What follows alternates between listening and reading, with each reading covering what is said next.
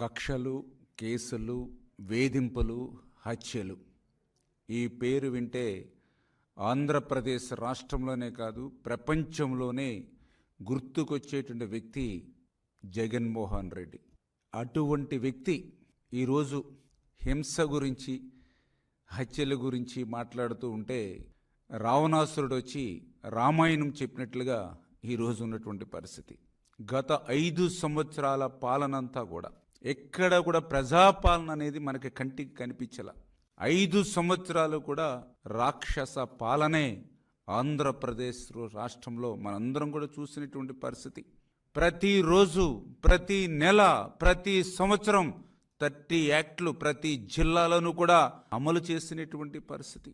144 సెక్షన్లతో నిత్యం పాలన నడిచినటువంటి పరిస్థితి. మాలాంటి ప్రజాప్రతినిధుల ఇంటికి కూడా తెల్లవారుజామునే